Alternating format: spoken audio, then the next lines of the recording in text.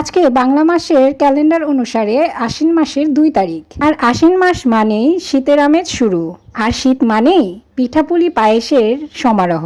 Hello everyone, সবাই কেমন আছেন? তবে আবহাওয়া পরিবর্তনের সাথে সাথে ছোটবেলার সাথে এখনকার আশ্বিন মাসের কোনো মিলই নেই। দেখুন, শীতের কোনো আমেজই নেই, যেন গ্রীষ্মকালীন রোদ উঠেছে। আর আগে শীতের দিনে মানে আশ্বিন মাস পড়তে পড়তে কুয়াশাতে ঢেকে যেত সকালটা।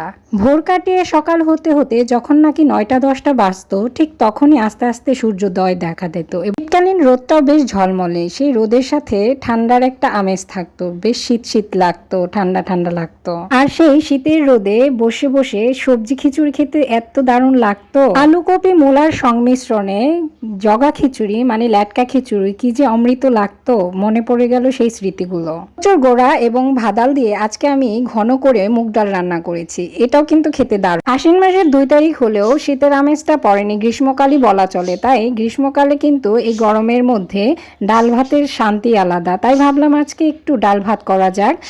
এই ভাবনা থেকে আজকে সবজি ডালটা করলাম। আর সবজি ডাল আমার এভাবে বাটিতে করে চামিচ দিয়ে খেতে বেশ দারুণ লাগে। কলা গাছের ভাদাল আর কচুর গোড়া এতটাই সফট হয়েছিল যে মুখে দিতেই যেন মিলিয়ে যাচ্ছে।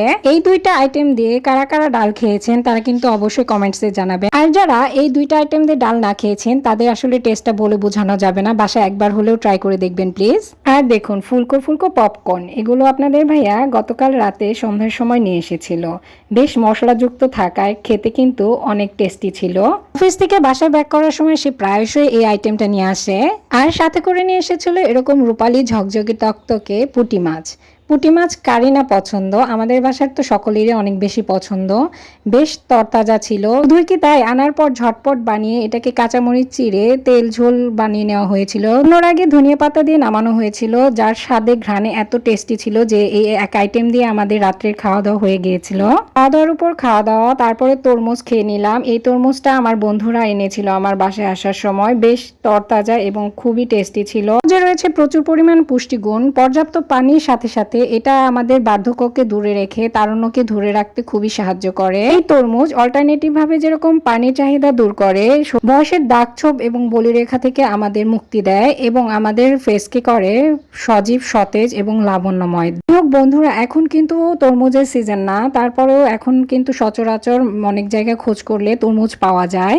তো আমার কাছে তরমুজ বেশ পছন্দের, তাই আমি গপাগপ এরকম খেয়ে নিচ্ছি। আমার বেশ ভালোই লাগছে, অনেক মিষ্টি ছিল।